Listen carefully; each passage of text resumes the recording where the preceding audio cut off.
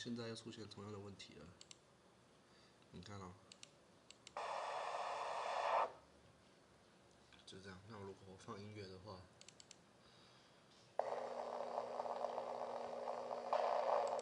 都是无法播放的。这个问题之前送修了，还是一样没有改善。播放装置一直都是这个，也没有变啊，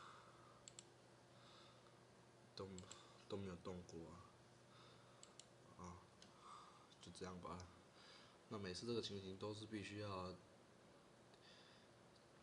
就是开机关机这样好几次这样，那我觉得会很伤我的电脑啊，是这样。